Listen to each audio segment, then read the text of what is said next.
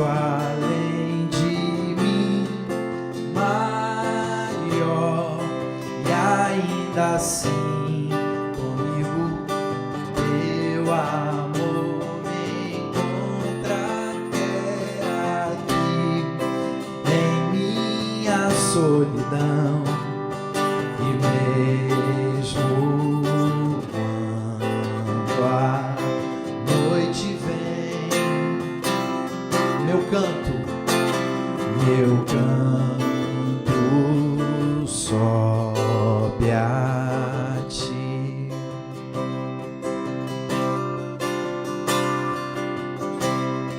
Você me ajuda agora com a parte dos arrais?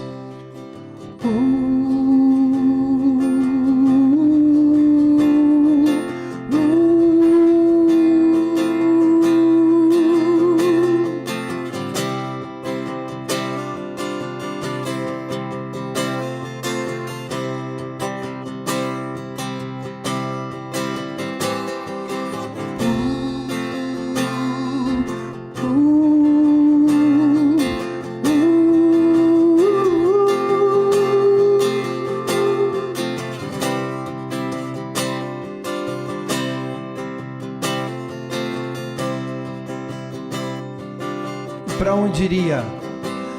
Pra onde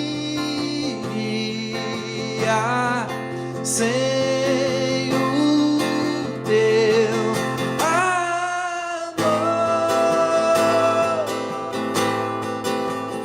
Quem sou eu pra questionar se até o ar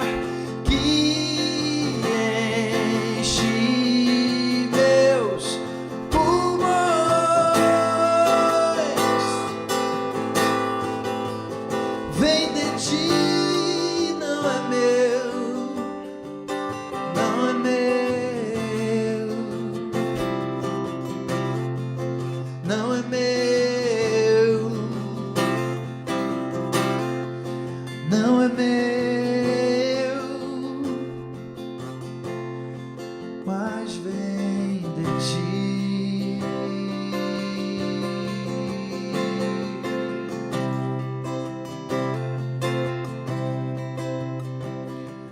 Muito além de mim, maior, e ainda assim comigo teu amor me encontra até aqui.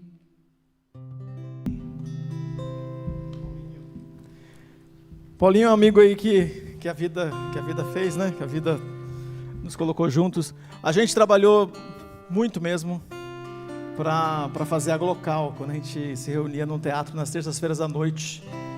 E a gente fez parte da equipe por muito tempo.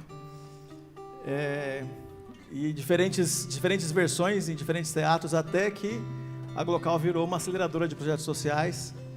E a gente junto, né, fundou a associação, né, Glocal. Verdade. E aí tem um montão de coisa que a gente tem vivido e visto, né, as coisas acontecerem na cidade de São Paulo. E juntos, né, a gente depois trabalhando aí, né, pensando, isso é para a cidade. Agora, como igreja, aí a história é diferente ainda, né? Porque na comunidade da Vila, o Paulinho e o Marcos me chamaram para fazer parte da equipe lá, como plantador, e aí a nossa igreja, então Igreja Filha da Comunidade da Vila, e aí nós nos juntamos, então nós somos também, né, dessa liga, dessa união aí, né? Então parte do que eu faço, vocês sabem, é também na Comunidade da Vila. Então, semanalmente, eu e o Paulinho, nas terças-feiras à tarde, a gente tem reunião de equipe. E aí, toda terça a gente está junto. Privilégio para mim, viu?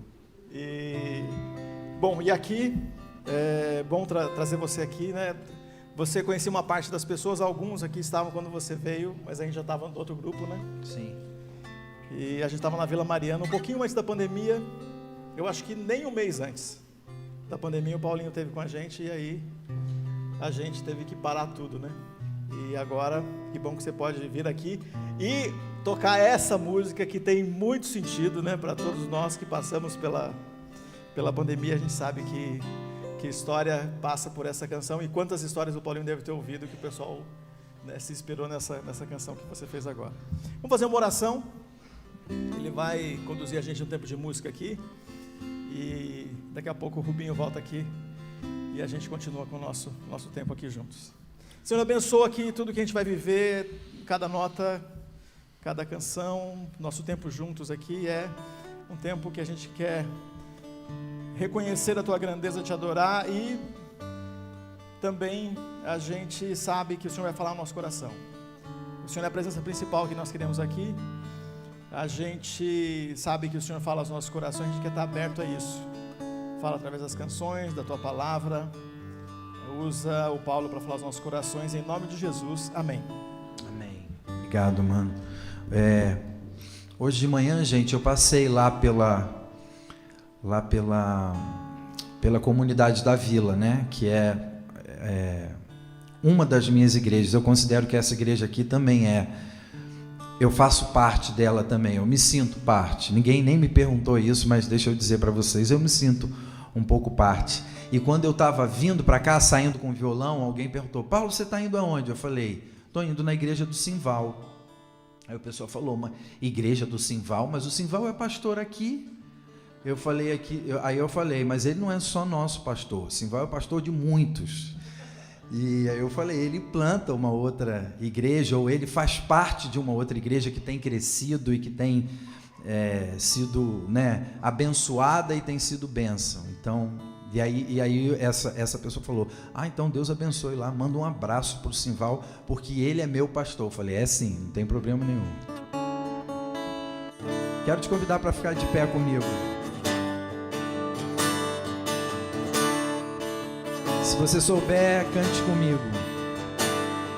De todas as tribos, povos e raças, muitos virão te louvar.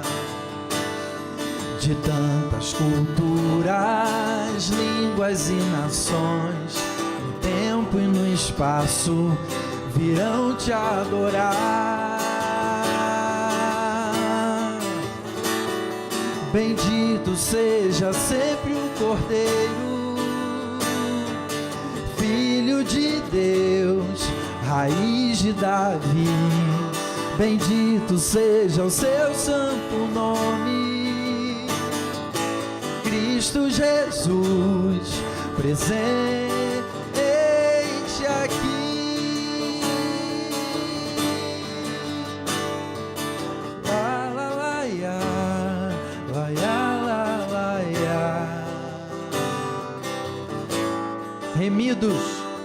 Remidos, comprados, grande multidão, muitos virão te louvar.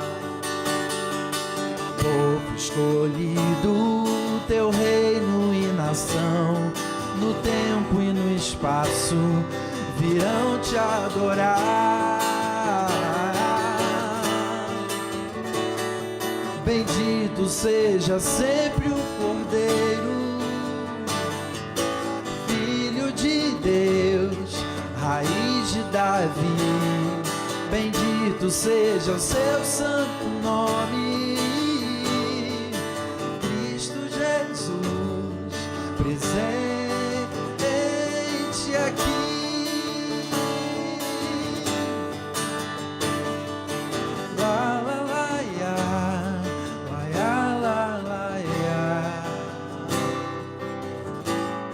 Nossa parte, e a nós só nos cabe tudo dedicar, oferta suave ao Senhor. Dons e talentos queremos consagrar, e a vida no teu altar, pra teu louvor. Bendito seja sempre Cordeiro, Filho de Deus, raiz de Davi. Bendito seja o seu santo nome, Cristo Jesus, presente aqui.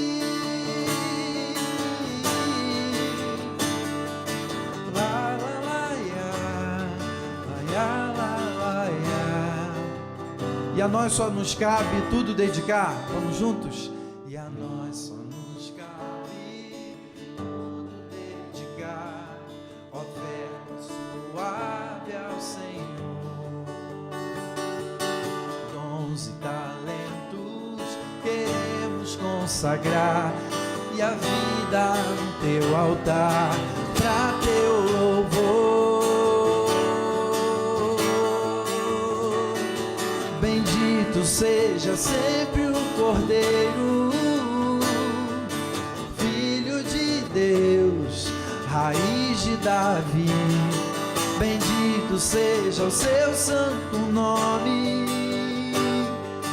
Cristo Jesus, presente aqui. Cristo Jesus, Cristo Jesus, presente aqui.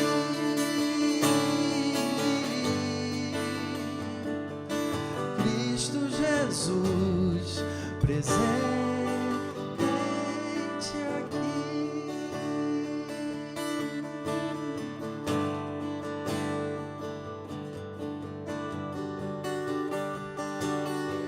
Um dia a gente aprende a confiar em um Deus que faz milagres, que ouve a nossa oração, que se faz presente aqui. Um dia a gente aprende a dar um passo só de cada vez, mas sem duvidar,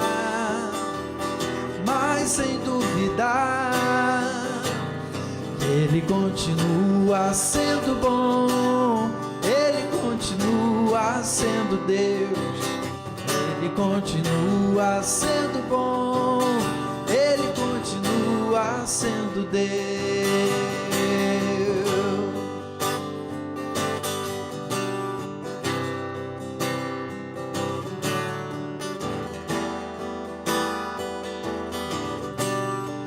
E então chega o dia de viver, então chega o dia de viver tudo que se aprendeu, e a enxergar até o que não se pode ver. Chega o dia de entender, até ouvir o não de Deus, mas sem duvidar,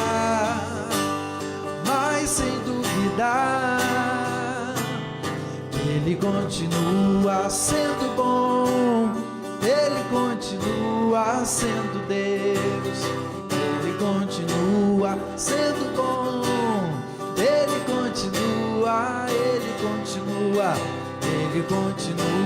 sendo bom, Ele continua sendo Deus, Ele continua sendo bom, Ele continua.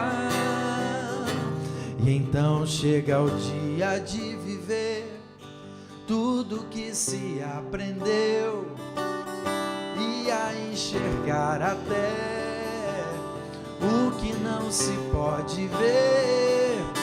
Chega o dia de entender, até ouvir o não de Deus, mas sem duvidar,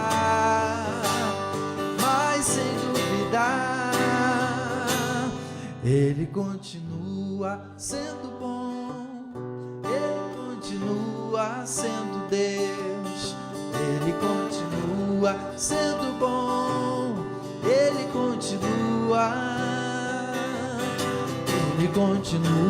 sendo bom, Ele continua sendo Deus, Ele continua sendo bom, Ele continua.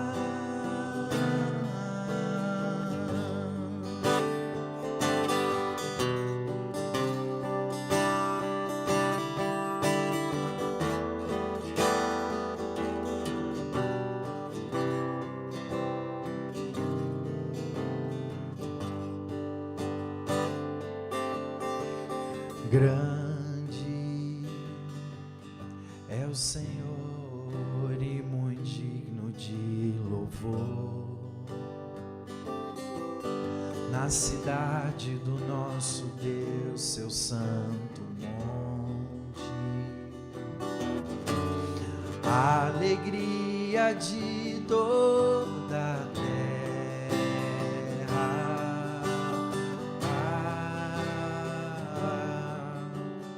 grande é o Senhor em quem nós temos a vitória, que nos ajuda contra o inimigo. Por isso diante dele nos prostramos,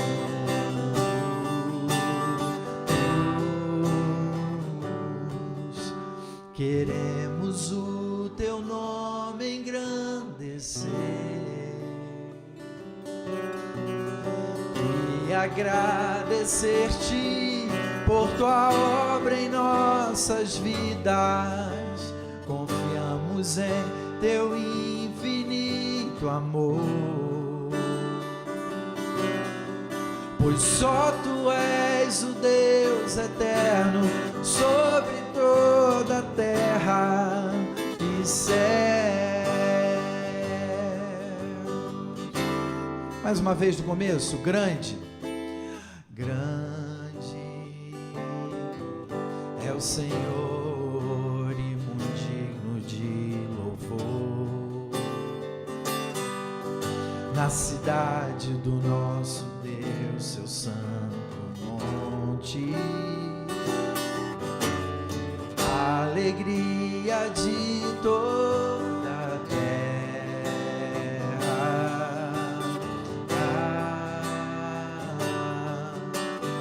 grande é o Senhor em quem nós temos a vitória, que nos ajuda contra o inimigo. Por isso diante dele nos prostramos,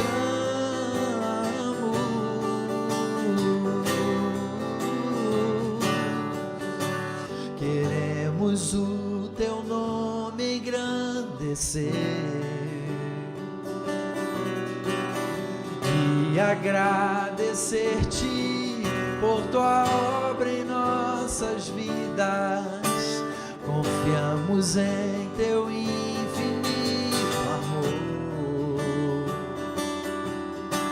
pois só tu és o Deus eterno sobre toda a terra e céus. Queremos o teu nome engrandecer e agradecer-te. Queremos o teu nome engrandecer e agradecer-te por tua obra em nossas vidas. Confiamos em teu infinito amor, pois só tu és o Deus eterno sobre toda a terra e céu.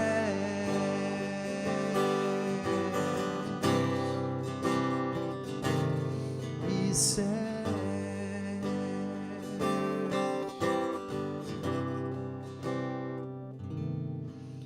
céus. Amém. Amém. Quero te convidar para sentar antes de tocar esse próximo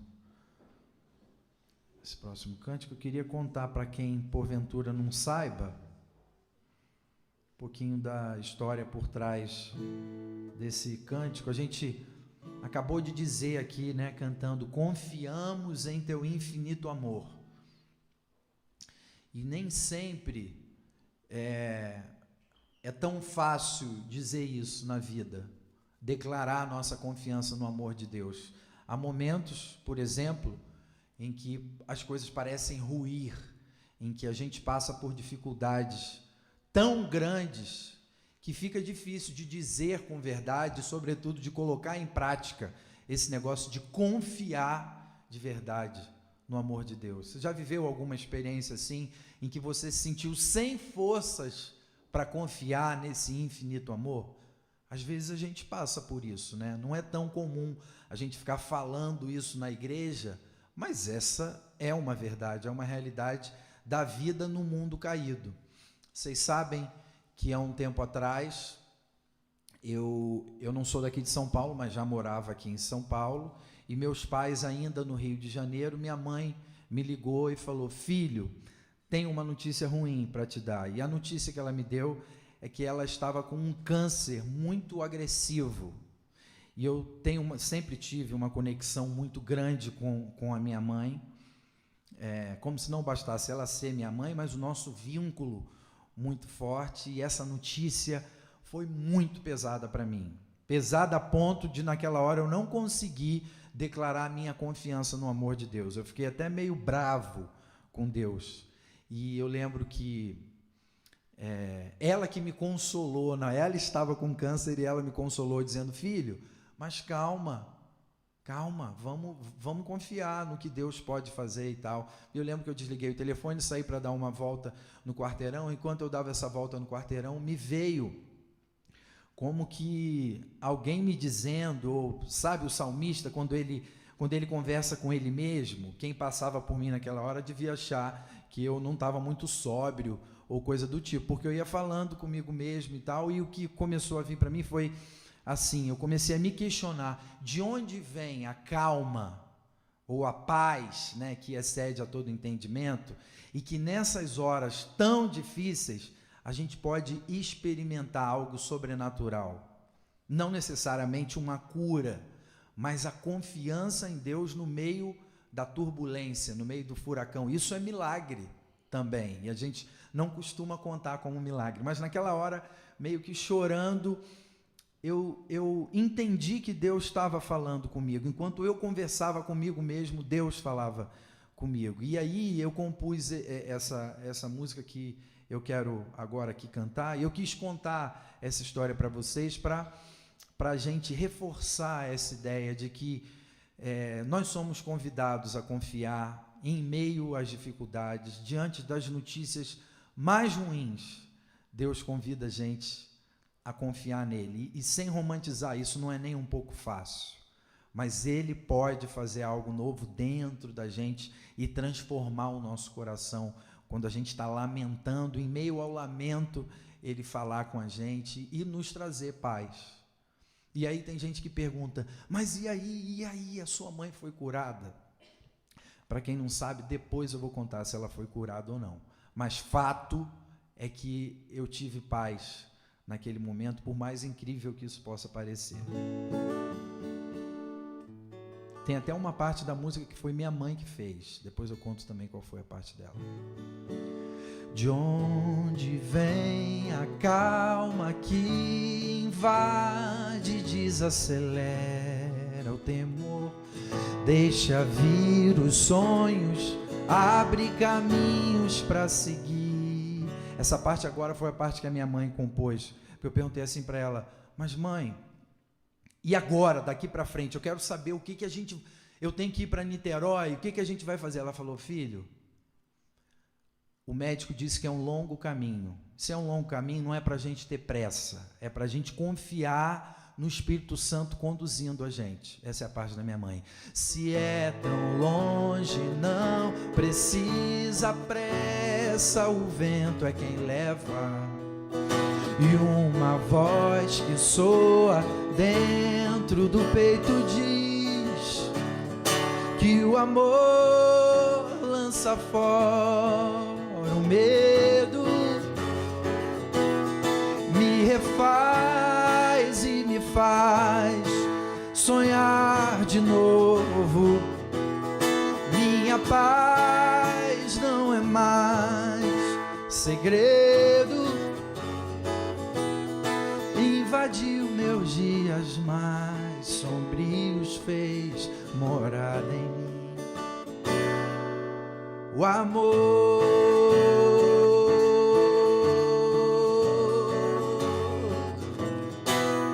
o amor,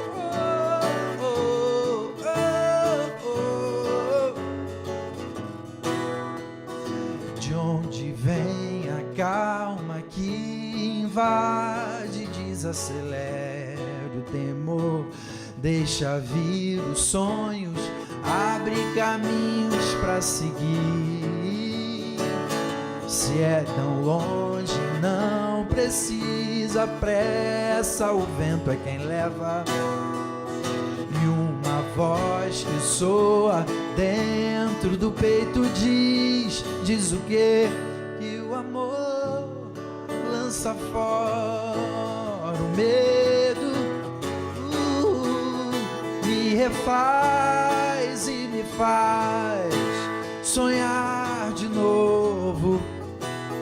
Minha paz não é mais segredo, invadiu meus dias mais sombrios, fez morar. E o amor lança fora o medo, me refaz e me faz sonhar de novo. Minha paz não é mais segredo, invadiu meus dias mais sombrios, fez morada em mim. Invadiu meus dias mais sombrios, fez morada em mim. O amor, o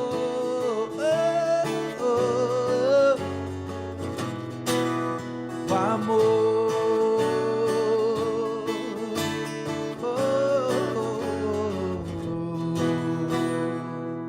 o amor.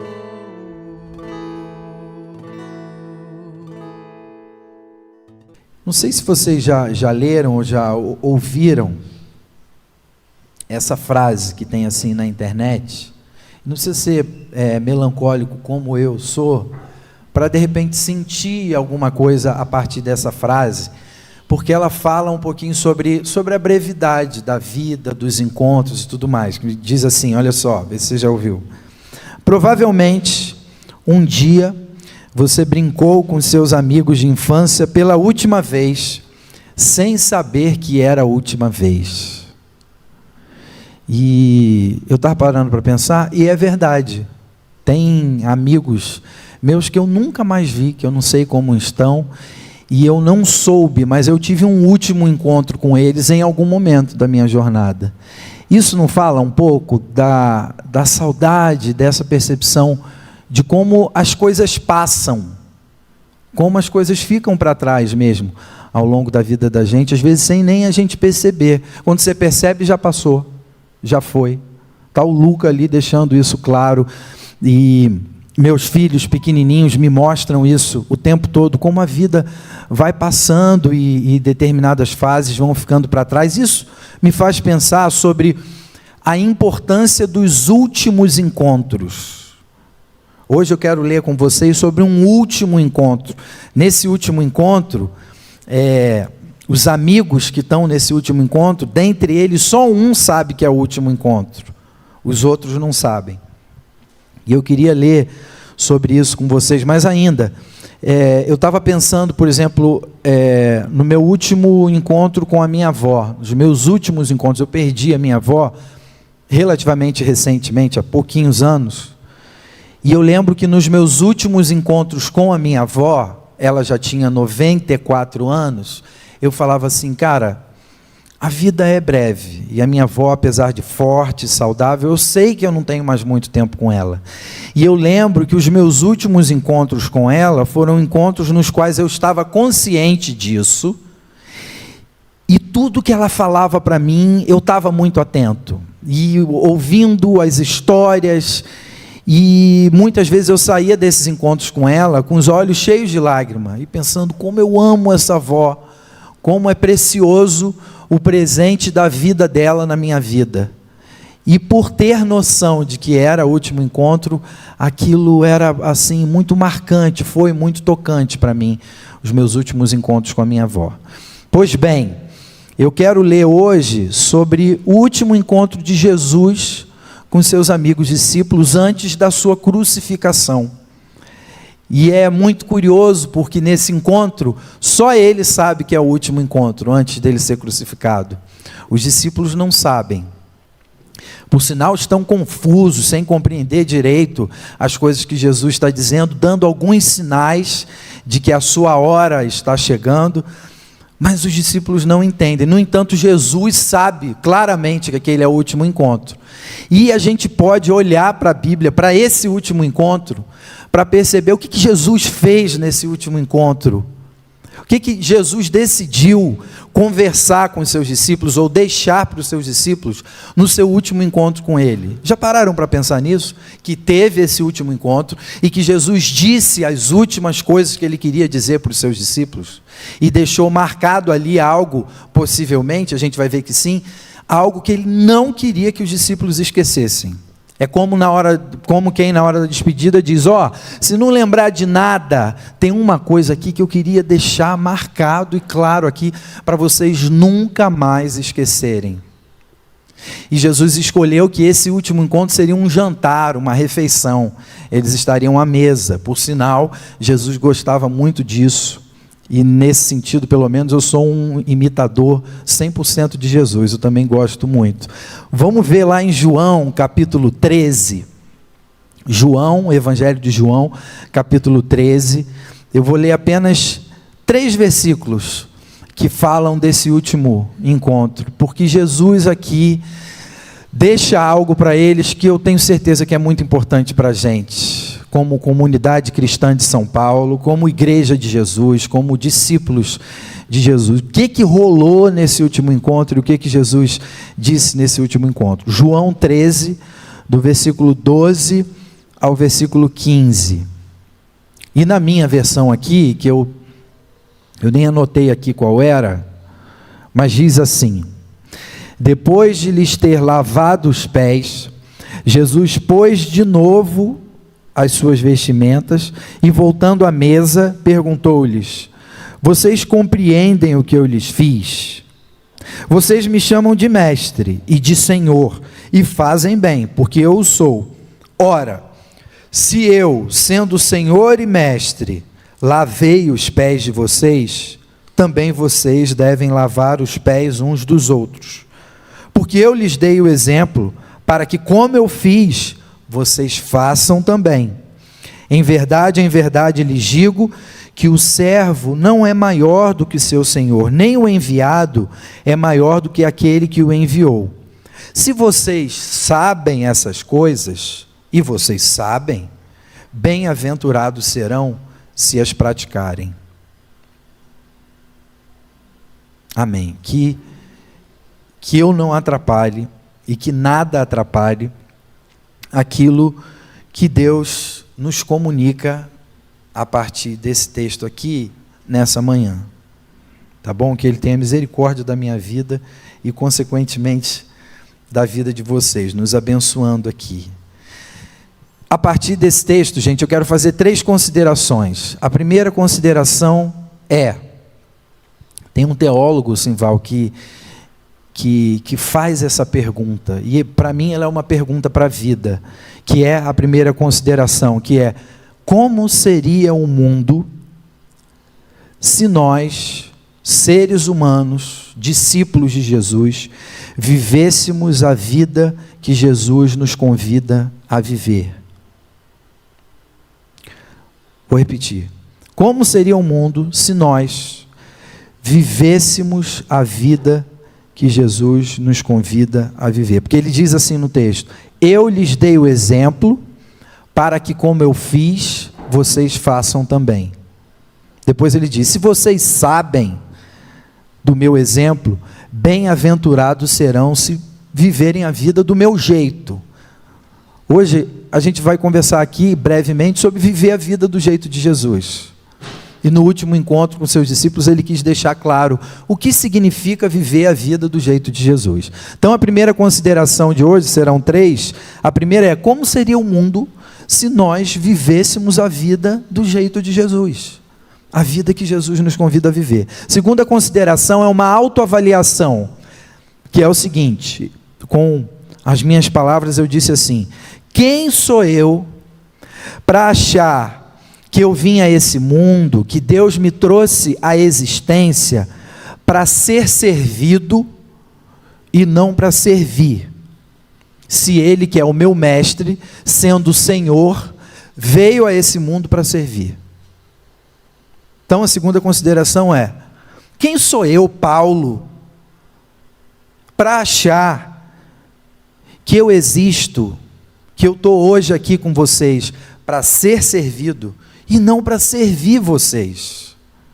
E hoje, vindo para cá, eu vim com esse desejo: Senhor, eu quero estar lá para servi-los, me ajuda, não deixa eu me atrapalhar, eu me enrolar, eu quero servir os meus amigos ali e essa igreja. Quem somos nós para achar que viemos ao mundo para ser servidos e não para servir? Para sermos senhores e não servos, se o nosso mestre é servo. E a terceira consideração é: precisa e pode acontecer um milagre na minha vida e na sua vida, que é o milagre de eu deixar de ser senhor e passar a ser servo.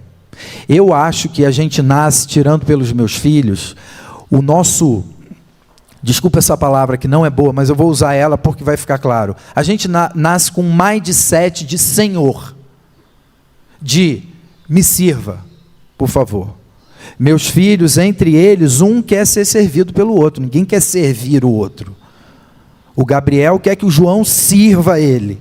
O João quer que o Gabriel sirva ele. Filho, tira o prato do seu irmão. Eu? Tá maluco, pai? Eu falo: você não pode falar assim comigo. Mas ninguém quer servir, a gente não tem esse desejo natural na gente.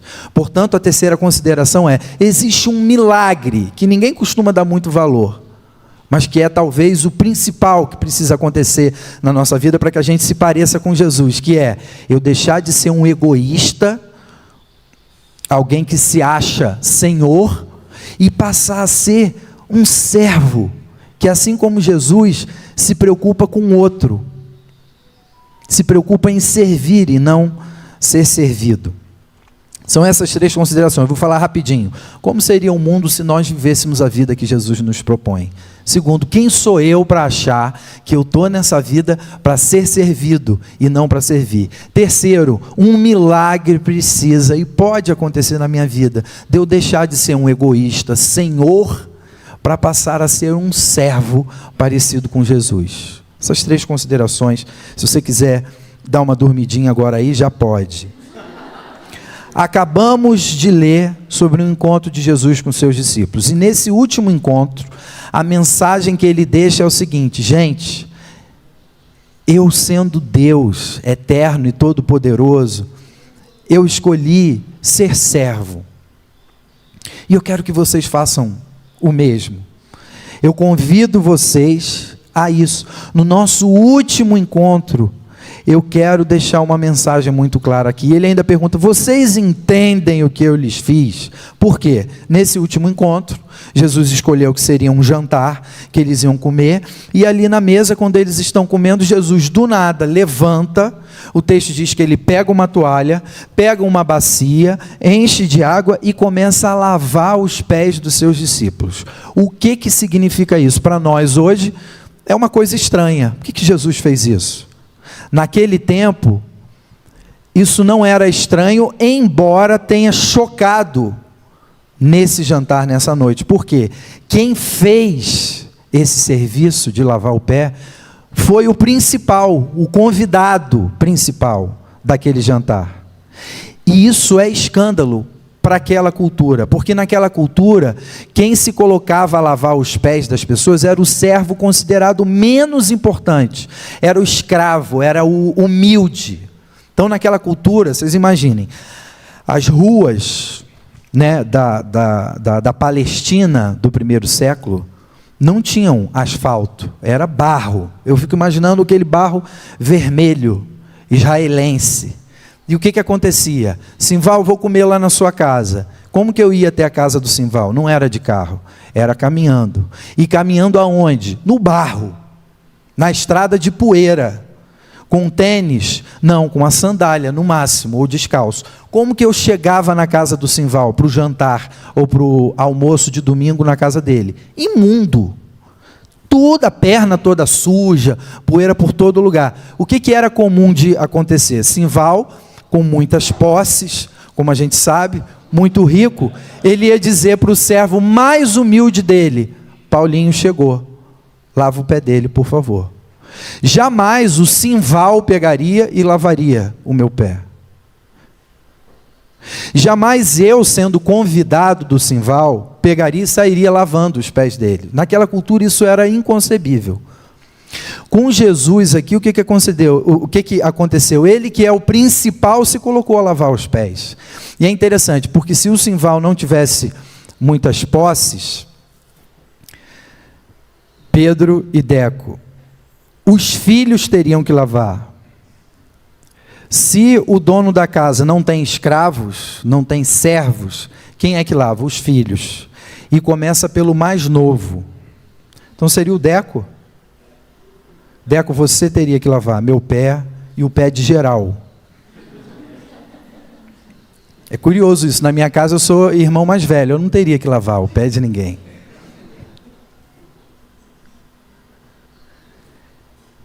Se não tivesse filho, aí o dono da casa tem que lavar. Provavelmente, naquela cultura, a mulher lavaria. Mas jamais o convidado. E o que acontece nesse último encontro de Jesus é que ele quer ensinar para os seus discípulos alguma coisa, e ele decide fazer isso cometendo um escândalo ali, que é, ele pega e começa a lavar os pés dos discípulos.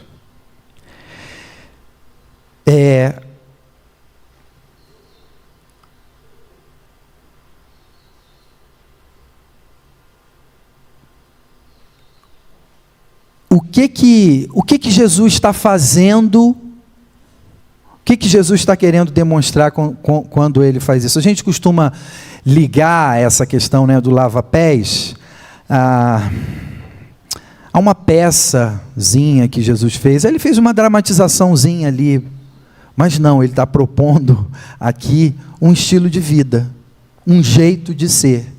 Ele está mostrando o seguinte: gente, ó, o meu jeito de ser, o meu jeito de viver, o meu jeito de me relacionar com as pessoas é esse, é servindo.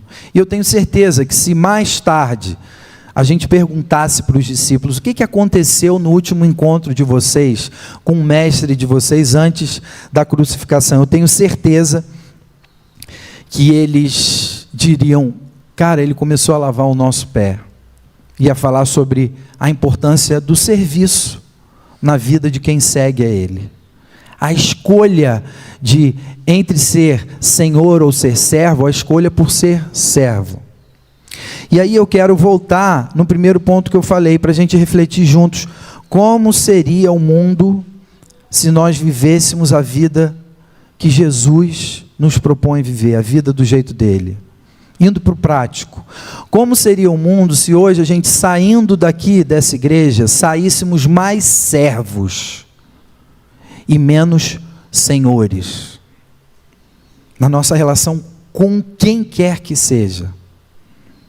Eu tenho alguns amigos que eu fiz por causa da música e não fiz na igreja, fiz fora da igreja. São amigos que não são convertidos, que não frequentam igreja. E no meu processo de relacionamento com eles, de amizade, sempre chega um momento em que eu tenho vergonha, que é quando eles descobrem que eu sou pastor. E normalmente a reação deles é: mas você é pastor? Eu falo: sou. Por quê? Eles dizem: porque você é tão gente boa. Da onde eu percebo que eles não têm uma boa impressão a respeito da igreja. Quando eu digo a eles: no domingo à noite eu não vou te encontrar porque eu vou estar na igreja, eles falam: pô, Paulo, você não é esse tipo de pessoa. Mas aí o meu questionamento vem. Primeiro eu questiono: Senhor, será que eu estou vivendo uma vida de bom testemunho? Mas o outro é: por que eles pensam o que pensam da igreja? Por que eles pensam assim? Sabe qual é a resposta? Porque nós, a igreja, não entendemos que Jesus nos chamou para sermos servos. E o servo não fica apontando o dedo e dizendo: você não devia ser assim, você vai para o inferno. Servo não faz isso. O que servo faz? Serve. Servo serve. Serve quem? Serve o traidor? Jesus lavou o pé de Judas. Serve aquele que pensa completamente diferente de mim? Serve. Serve aquele que tem determinado espectro político que não tem a ver com o meu? E é complicadíssimo falar esse tipo de coisa hoje, e eu nem deveria ter falado. Serve. Serve o que é do outro lado? Serve.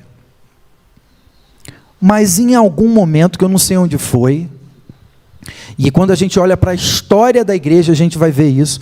A igreja não apresenta essa característica que é descrita bem no comecinho como uma igreja que tinha a simpatia de todos, porque era uma igreja que servia. Isso não permanece, isso se perde. E se a gente for olhar para a igreja, panoramicamente falando, e para a igreja dos nossos dias, não tem a simpatia de todos. E não tem a simpatia, não é porque dá um testemunho de confronto, não. É porque não serve. É porque não entendeu o que Jesus quis deixar claro no seu último encontro com os seus discípulos. Deixar claro para aqueles discípulos e para esses aqui, nós. Nós não compreendemos isso. Então os meus amigos, quando pensam em igreja, eles não pensam em pessoas que servem, pessoas agradáveis, pessoas que compartilham o amor, pessoas que se doam pelos outros. Eles não pensam nisso. Eles pensam em gente que rouba, em gente que é moralista, em gente que não ama, que não sabe amar, em gente que não sabe perdoar. Tem alguma coisa errada, a gente precisa desconfiar da gente mesmo. Por outro lado, eu não quero ficar só nos exemplos ruins. Eu tenho certeza que você teria alguém aí para lembrar, algum discípulo de Jesus que você diria: não, aquele entendeu, aquela pessoa, a fulana, o fulano, não, essas pessoas, ou essa pessoa que eu estou me lembrando aqui, aquele tem essa característica. Aqui no nosso meio, eu sei que você pode pensar em alguém daqui da comunidade cristã que você diga assim: não, fulano de tal coloca isso em prática. Deixa eu contar para vocês uma história de uma pessoa que testemunhou para mim ao longo da minha vida, sobretudo da minha infância e começo da adolescência, sobre o que é ser um discípulo do Deus servo, um imitador do Deus servo. Eu tive um avô adotivo, porque ele me adotou o meu pai como filho e a mim como neto. E o nome dele é Antônio Elias. Ele era pastor, já está com Jesus na glória, já reencontrou Jesus depois do último encontro. E o pastor Antônio Elias, eu ia muito para a casa dele na minha infância, passava as tardes na casa dele. Ele tinha um quintal grande, assim, mais ou menos do tamanho desse espaço, e tinha um muro, e o quintal dele bonito, com árvores, com frutas e tal. E ele, uma vez na casa dele, olhando para o quintal, ele viu voar lixo por cima do muro no quintal dele. Ele falou: ué, estão jogando lixo no meu quintal? E ele foi, pegou aquele lixo e jogou no lixo. No dia seguinte, ele chegou e tinha mais lixo no quintal dele. Ele falou: gente, não estou entendendo o que está acontecendo, estão jogando lixo aqui no quintal. E no terceiro dia, e ele começou a perceber isso, e ele virou para minha avó, Dona Maria José, e falou: querida, a vizinha está jogando lixo no nosso quintal. E aí, diante disso, ele tomou a seguinte decisão. Ele teve um discernimento diante. Isso aqui não é receita, mas eu estou falando da atitude do coração desse homem. Ele virou para a esposa, para minha avó, e falou assim: vamos continuar jogando o lixo deles no lixo. Eles estão errando a lata deles. Nós vamos acertar isso para eles. E ele decidiu que ele não ia brigar, que ele ia jogar o lixo no lixo. E continuou. fazendo isso. Um dia voou um bando de lixo, que no meio desse lixo veio uma manga. Eu fiz até uma música sobre isso. Veio uma manga, um caroço de uma manga. E eles cataram o lixo todo e falaram, deixa esse caroço de manga aí. Sabe o que aconteceu? Aquele caroço de manga germinou ali e nasceu uma mangueira, perto do muro. E essa mangueira cresceu e estendeu os seus galhos para o outro lado, para a casa da vizinha. E chegou o tempo dessa mangueira dar manga. E ao longo da minha infância e adolescência, eu comi, vocês não imaginam, o melhor sorvete de manga que existe, feito com essa mangueira, fruto de um coração que decidiu servir o inimigo. E pasmem, chegou um dia que aquela vizinha, cara de pau demais, ela chegou e falou, tem um monte de manguinha aqui madura do meu lado, posso pegar uma manguinha?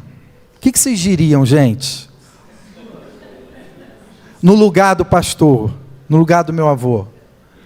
Eu diria, de jeito nenhum, você está maluca? Eu estou catando seu lixo há anos aqui, agora você vem me pedir manga. Mas sabe o que ele disse? Claro, eu vou catar umas aqui do meu lado também e levar para você. Ela era de uma religião de matriz africana e ele veio a descobrir depois, pelo testemunho dela, que ela ficou muito incomodada de ter um pastor como vizinho. Mas o final da história é que ela e a família dela se converteram. Conheceram a Jesus. Como seria o mundo se eu e você vivêssemos a vida que Jesus nos propõe viver? A igreja dá mau testemunho ao longo dos anos, mas dá bom testemunho também. Graças a Deus por vidas como essas. Do meu avô, Antônio Elias. Vocês sabem que estava agora ali com a Ju e com o Fernando conversando sobre o meu filho mais velho, que hoje está com 10 anos. Ele, quando bebê, ele chorava muito, gente, mas muito, muito, muito, muito. E eu já aqui em São Paulo, com ele, morando lá no Ipiranga, tinha uma vizinha que xingava a gente muito quando ele chorava de madrugada, porque ele de fato chorava muito, e a gente tentando, filho, para de chorar, o que você precisa? É leite e tal, e nada resolvia. Essa vizinha xingava a gente. Uma vez o interfone tocou de madrugada, eu fui atender pensando, vai ser a vizinha me xingando agora pelo interfone. Mas não era o porteiro dizendo assim, seu Paulo, a polícia está aqui embaixo. Chamaram a polícia. E nessa hora a minha vontade foi matar aquela vizinha.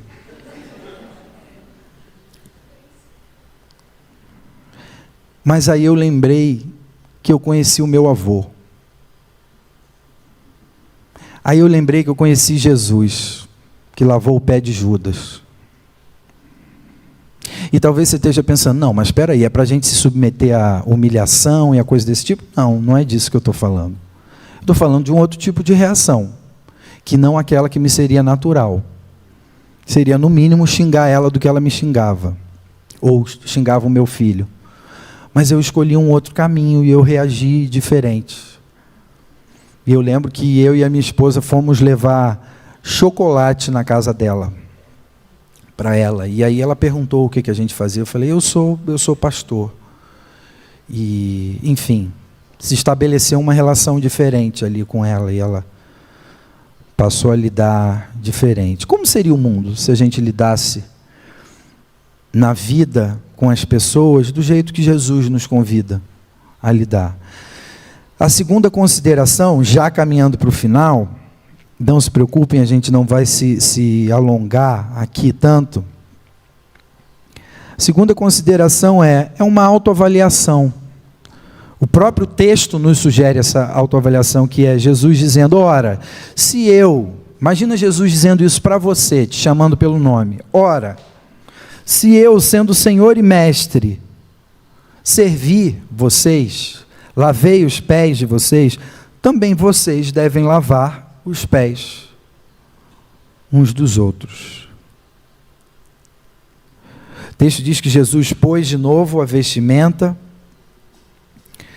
e sentou ali com eles e perguntou: vocês entendem o que eu lhes fiz? Quando a gente compreende isso, a gente passa a viver a vida de uma maneira diferente. Igreja, por exemplo, se torna uma outra coisa para a gente. Fica difícil quando a gente vem para a igreja com uma postura de servo. Fica difícil no final a gente simplesmente dizer: hoje eu não gostei não, e ir embora para casa. Por quê? Porque isso não é papel do servo. O servo não está na igreja para avaliar a igreja. O servo está na igreja para servir os irmãos e as irmãs. E isso vale para tudo. No seu trabalho, na sua família, na sua relação com seus amigos, com seus vizinhos, na relação com o seu sogro, com sua sogra, com sua nora, com seu genro. Vocês sabem que eu, na minha adolescência, eu lembro que a primeira menina que eu namorei, a Luísa não está aqui hoje, então vou contar com um pouquinho mais de liberdade. Eu tive uma primeira namoradinha que eu lembro que eu namorei tarde, então eu já estava fazendo autoescola, e eu lembro que um dia eu decidi ir de carro na casa dela, porque era um jantar com os pais dela. E eu falei: eu vou de carro que eu quero demonstrar a minha... E eu não podia ter ido, porque eu mal sabia dirigir. Mas eu lembro que eu fui de carro.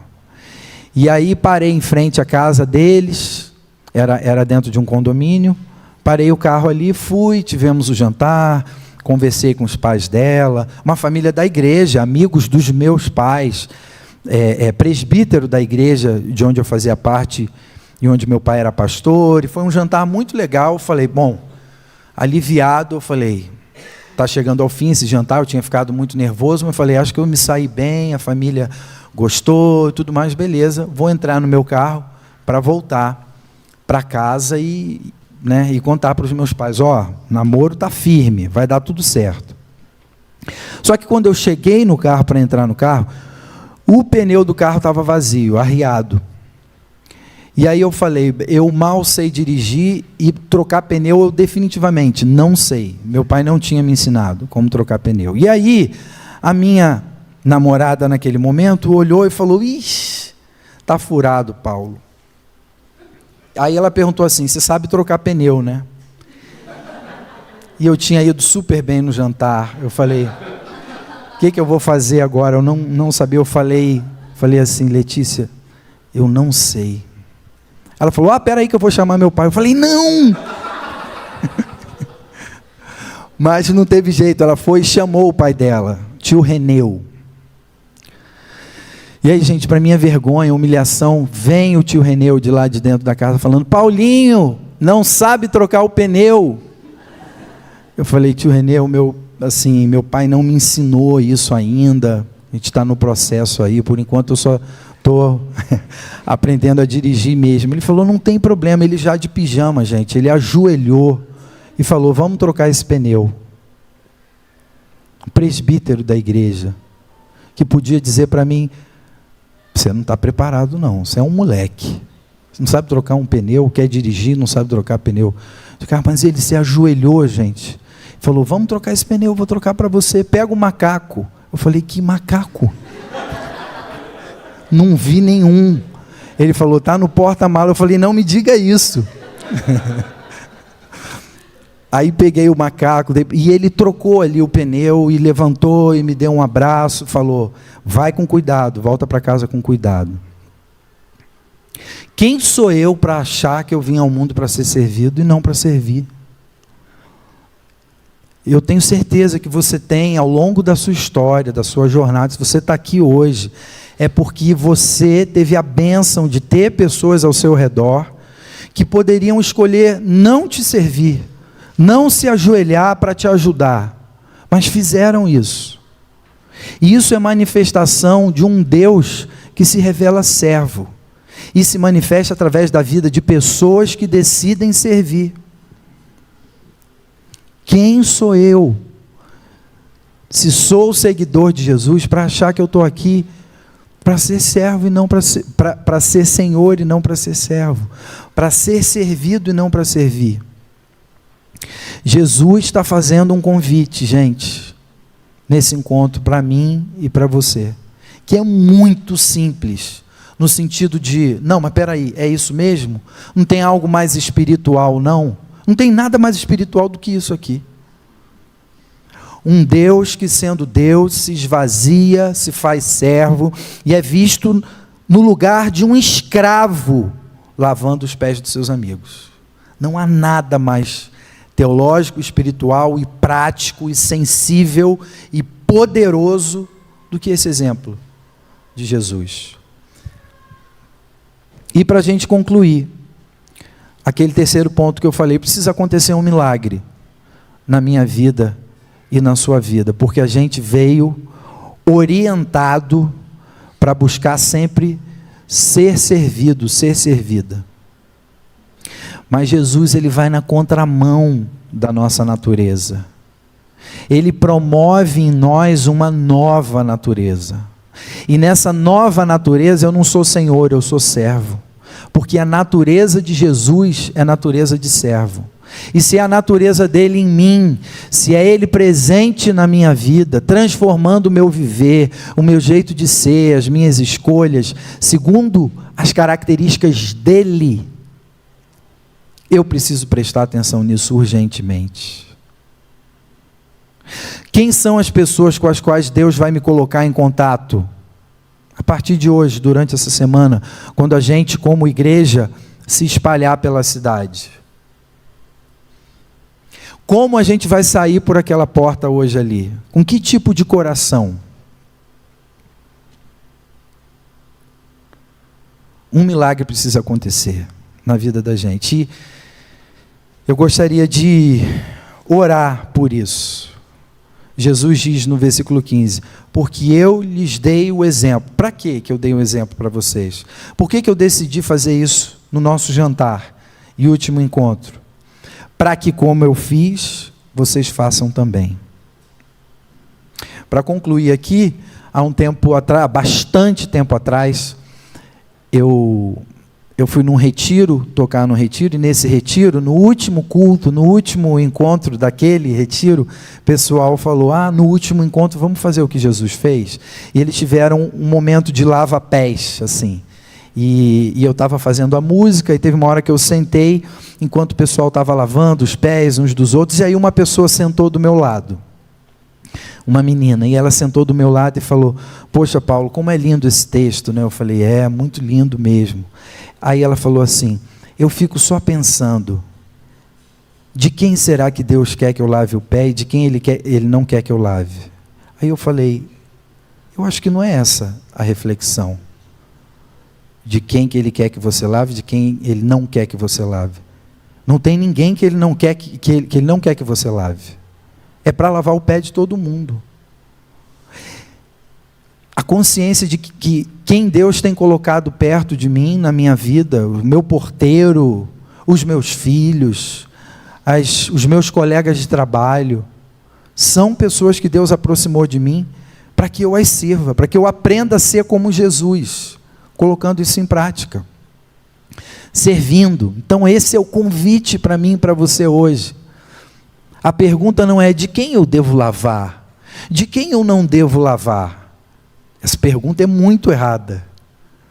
Não é esse o ponto de Jesus aqui. O ponto de Jesus é, você foi chamado, você foi chamada para ser como Ele. E ser como Ele significa ter um coração de servo e de serva, servindo inclusive aqueles que você jamais cogitaria a possibilidade. Talvez você tenha vindo aqui hoje para Deus te dizer isso.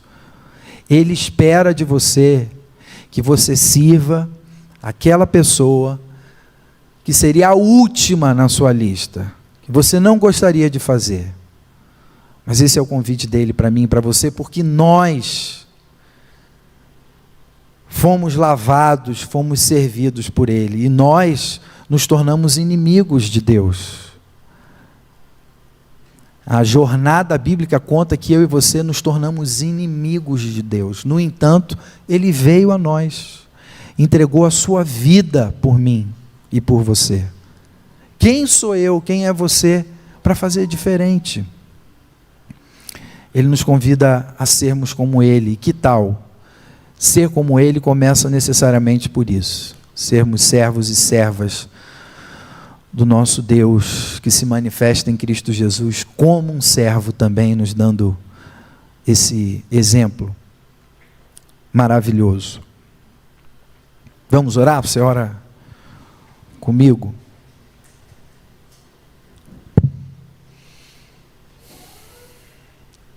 Enquanto você está aí com seu olho fechado, eu quero relembrar como esse trecho que a gente leu termina. O João 13, já no versículo 17, diz assim: se vocês sabem essas coisas, bem-aventurados, felizes serão se as praticarem. Se você conheceu a Jesus, você sabe. E se você sabe, você é convidado a colocar isso em prática.